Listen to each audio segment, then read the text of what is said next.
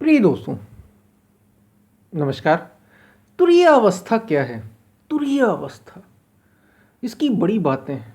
योग में, वेदांत में महापुरुषों ने तुरीय अवस्था को अंतिम अवस्था भी कहा है।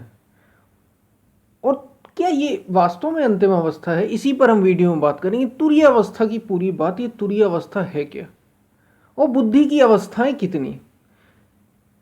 उससे पहले अगर आप चैनल पर नए हैं तो सब्सक्राइब भी करें, वीडियोस को लाइक भी करें, जो पसंद आए उसको ज़्यादा से ज़्यादा शेयर करें और पूरा सुनें। अंत तक सुनेंगे तो आप ठीक ठीक समझ पाएंगे और समझे के अनुसार इन बातों को अपने जीवन में ला भी पाएंगे। हम चलते हैं अपने वीडियो की तरफ।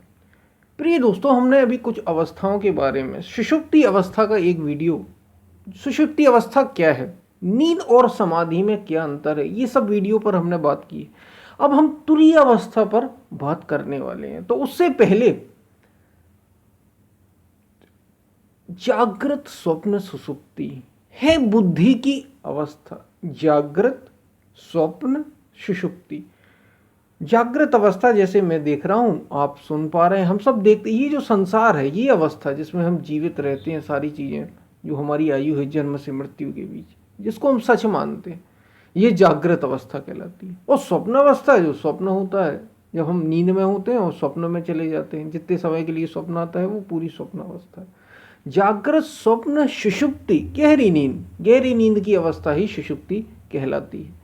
ये तीनों बुद्धि की अवस्थाएं हैं।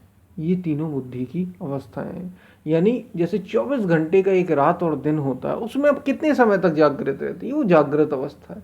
फिर आप नींद में भी रहते हैं, और उस नींद में जब आप गहरी नींद में होते हैं तो वो सुषुप्ति अवस्था है, और जब आप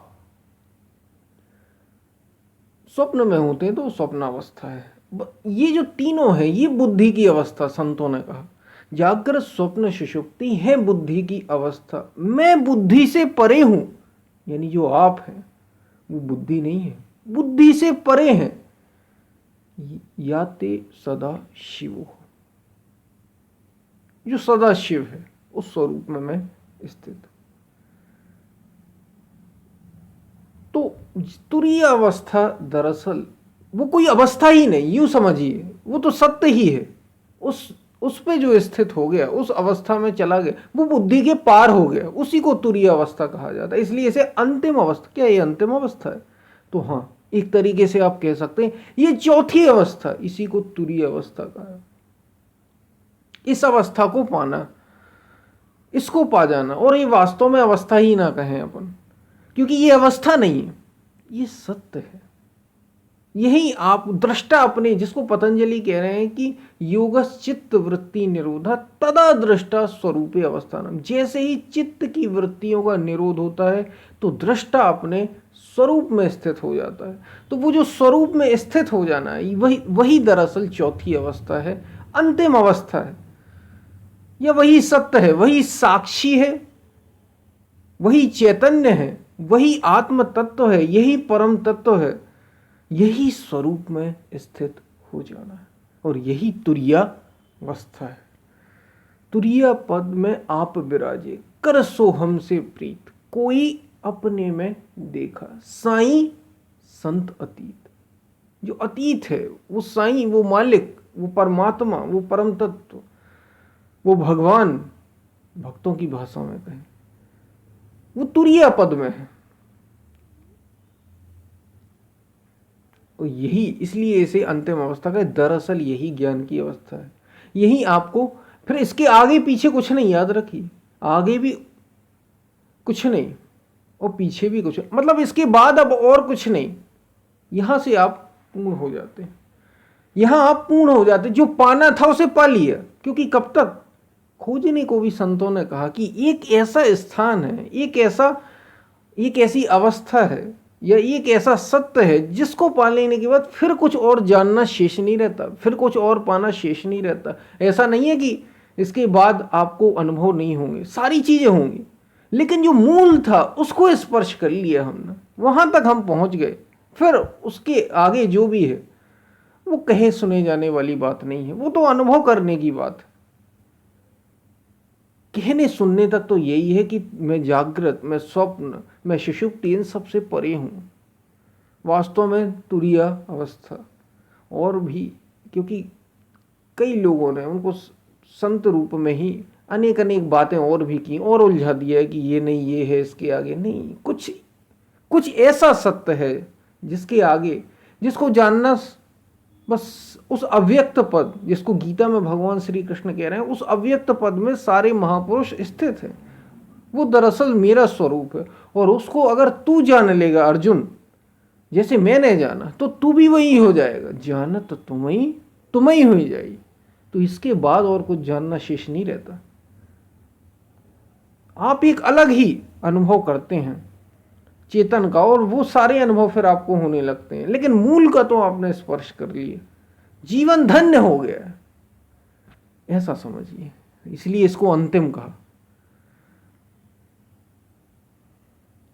सारी साधना की विधि, सारा ध्यान, सारा चिंतन इस अवस्था तक पहुंचने के लिए, इस अवस्था को पाने के लिए, या यूं कहें दृष्टा का अपने स्वरूप में स्थित होने के लिए, तुरीय अवस्था के लिए। तो ये है तुरीय अवस्था। क्योंकि कहीं कहीं, और देखिए, तुरीय अवस्था हो, दृष्टा का स्वरूप में स्थित हो जाना हो, साक्षी को पा जाना हो, आत्म तत्व को पा जाना हो, भगवान को पा जाना हो, परमात्मा को पा जाना हो, प्रभु को पा जाना हो, सारी बातें एक हैं, कुछ अलग नहीं है इसमें, याद रखना। क्योंकि लोग इसी को कई एक बात और याद रखिए, योग में, ध्यान में, जब आप अलग अलग गुरुओं की बातें सुनते हैं, अलग अलग महापुरुषों की बातें सुनते हैं, तो सबने अलग अलग तरीके से अपने बात रखी है। सबने अलग अलग तरीके, कोई उसी चीज को कुछ और कह रहा, कोई उसी चीज को, शब्द तो वही है लेकिन कह कुछ और रहा है। तो इसमें दरअसल समझने की बात रहती है। हम जब कई महापुरुषों संतों का सुनते हैं तो हम थोड़ा सा भ्रमित हो जाते हैं कि बात है क्या। इसलिए आपको जब पहुंचना होता है तो आपको एक पर ध्यान केंद्रित करना होता है, और जब आप पहुंच जाते हैं तो फिर आपको समझ में आता है कि सब एक ही है। तो दरअसल उसको पा लेना जरूर, इसलिए भ्रमित नहीं होना। हमारे संतों ने भी अपने अपने अनुभव कहे और उनको अपने अपने शब्द दिए, क्योंकि स्वतंत्र हैं।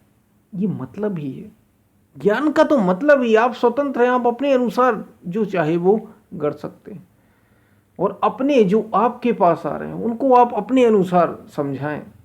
लेकिन ये अलग बात नहीं है जो आदि, जिसको हमने भगवान शिव का, जिन्हें सत्य की खोज की, आदि योगी के रूप में, जो उन्होंने सत्य दिया वही कृष्ण ने दिया, वही बुद्ध ने दिया, वही महावीर ने दिया, वही आदि शंकराचार्य ने दिया। वो कहीं अलग नहीं है, सत्य तो एक ही है। वहां तक पहुंचने की मार्ग अलग अलग हैं, जिसको जो लगा, क्योंकि एक ही मार्ग सबके लिए सूट नहीं करता, इसलिए इतने सारे मार्ग हो गए। तो इसमें कुछ गलत नहीं है, थोड़ी सी उलझन जरूर पैदा होती है, लेकिन सबके लिए चुन लीजिए आप, और जब चुन लें तो फिर बस चल दीजिए, वो भक्ति हो, वो ज्ञान हो, वो राजयोग हो, वो ध्यान हो, वो कर्म योग हो, जो भी आप चुन लें, वो विचार योग हो, जो आप चुन लीजिए और फिर चल दीजिए। इसलिए सुनिए सच्चे संत की, सुनिए सच्चे महापुरुष की। और आपको जो इतनी बातें, क्योंकि हमारे महापुरुषों ने ही अलग अलग तरीके से उसको बताया है, अलग अलग तरीके से उनके कहने का ढंग है, सबने अपने तरीके से कहा है। तो उसको समझ बनाने के लिए या उस तक पहुंचने के लिए हमें किसी एक की बात पर चलना होगा। और आप तो, हमारे संत ने कहा, महापुरुषों ने कहा कि आप बस बस जाइए उस परमात्मा के लिए, हृदय, तो सच्चा गुरु भी आपको ढूंढ लेगा, या आप उस तक पहुंच जाएंगे, और बस फिर चलना है और पाना। और पाने के बाद चेक भी तो करना है। जब कोई चीज हमें मिल जाती है तो हम ये देखते हैं कि जो हमें मिला वो वही है या कुछ और है। तो फिर आप देख भी सकते हैं कि क्या हमें ये वही मिला जो संत कबीर ने कहा, जो गुरु नानक देव ने कहा, जो महावीर स्वामी ने कहा, जो बुद्ध ने कहा। आप देखेंगे सब वही कह रहे हैं, सब वही कह रहे हैं। जब आप मूल को स्पर्श कर लेंगे तो आप देखेंगे कि सब एक ही बात कह रहे हैं, अलग तो कोई कह ही नहीं रहा। सारे मत, सारे पथ एक बात कह रहे हैं, सत्य, सत्य और केवल सत्य।